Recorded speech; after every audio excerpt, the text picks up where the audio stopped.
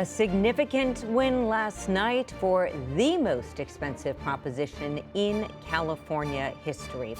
Welcome back to Inside the Issues. I am Alex Cohen. Prop 22 passed. It has carved out an exemption for Uber and Lyft drivers, among others, from the statewide labor law known as AB 5. Joining us now for more on that and the fate of some other ballot measures here in California, none other than Ben Christopher of CalMatters. Great to have you with us, Ben. How are you holding up after last night? It's fresh as a daisy. All right, let's start with Proposition 22. Not a major, huge, monumental win, but a significant one, I think, for sure. And already I've started getting all sorts of emails today from Instacart and the like saying, here's what this means from here on out. But that's Instacart's point of view. What is Ben Christopher's point of view about what this actually means going forward here in California?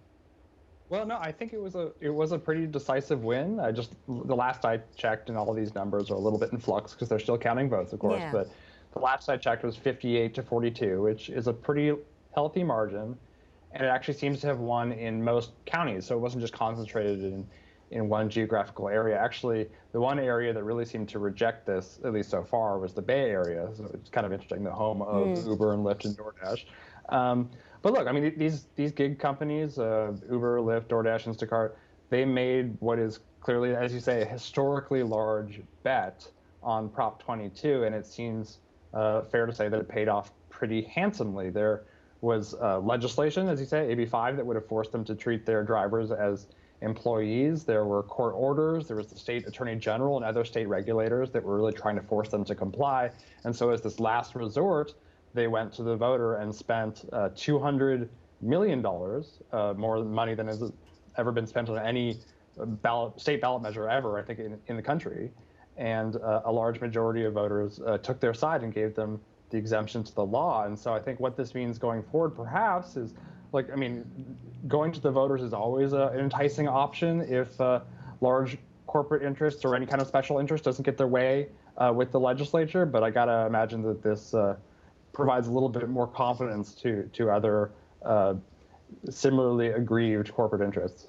And I'm curious, too, I just want to go back there to San Francisco County for a moment. Having lived there before, my first take would be, well, maybe, San Franciscans, look, a lot of people have been displaced by the Ubers and Lyfts of the world and housing costs there. Do you think that's what it's about, or any sense of why they might be the outliers?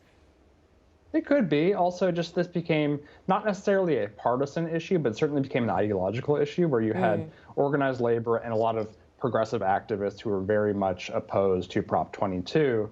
And so San Francisco being San Francisco, it's a very progressive place. And so I'm sure just ideologically it's a good fit for the No campaign as well. Unfortunately for the No campaign, it was an ideological fit with the rest of the state, so it seemed. Yeah.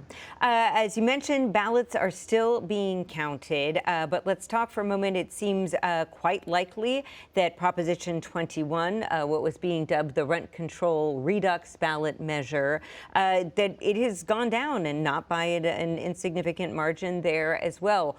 What does this say to you? And is this like the final chapter, or is this like one of those Friday the 13th movies where a couple years down the line, and I'm not saying by any means, rent control's not, Michael or Jason, whoever, but do you think this will keep coming up, or is the takeaway here, look, this is not going to happen? It's a great question. I mean, I think anyone going into this election would not have been surprised to see that this measure, Prop 21, did fail, because again, looking at the polls going into it, this is fairly well predicted. We're talking about the challenges of some of the other state polls in the presidential context, but actually in California, the polls on the propositions were fairly spot on, it looks like. And also, we just voted on this. In 2018, voters were asked to vote on a version of this idea, letting cities expand rent control if they want, and they voted it down by a very large margin. And here we are again. I think what makes this interesting is that this particular initiative, in both cases, in 2018 and in this case, was almost single-handedly financed by Michael Weinstein, someone in Los Angeles who, and so to the extent that he still has money to spend, I think whether it's going to be something that we see on the ballot on a regular basis, we'll have to ask him, but it's really just up to him. So I think he if he has the money to spend, he can do it again. That's allowed in California if he can get the signatures as well. And clearly, it's a sizable failure on the ballot in both this case and in 2018. But there's a hefty minority of progressives who think this issue is really vitally important. So we might see it again. Yeah, we might. It's true. Now let's talk about another thing that has to do with real estate and property here in the Golden State, and that's Prop 15, the split roll tax.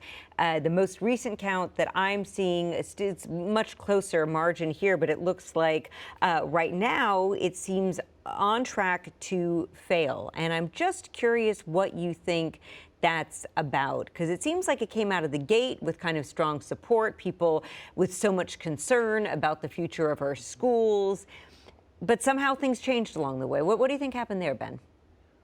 Well, I want to be careful because again, the margin that I saw was 48-52, so that could close. We don't actually know how many ballots are left to be counted. Counties will provide their first estimate tomorrow afternoon, and odds are there are millions left to be counted, and we really don't know which direction, if any, those remaining ballots are going to trend.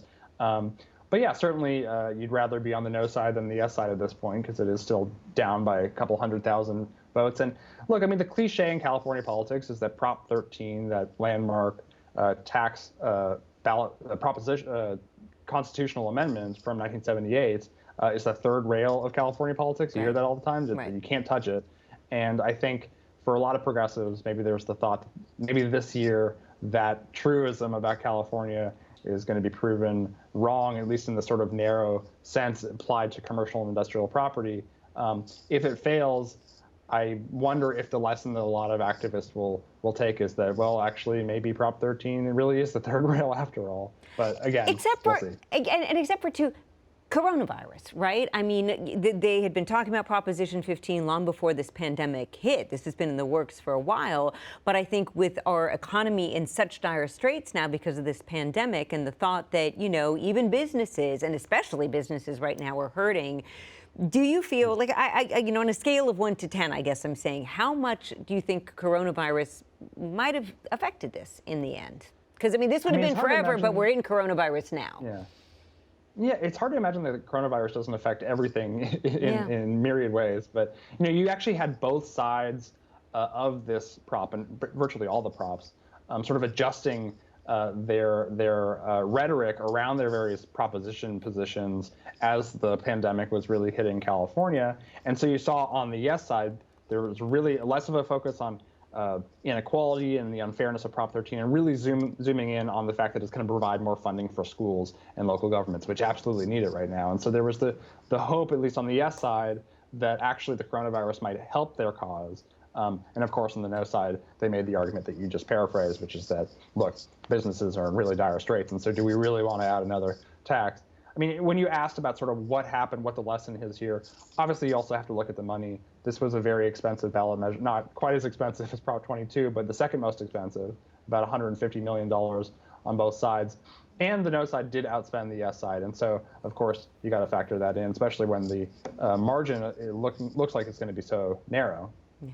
Although ballots are still being counted, we know there is one clear winner here, and that is CalMatters for putting together such great work on all 12. I'm genuinely serious here. You did some really great work, you and your colleagues, around these 12 ballot measures. So thank you so much for sharing all your expertise and wisdom around this, Ben. We really appreciate it. Thank you so much. Really appreciate it.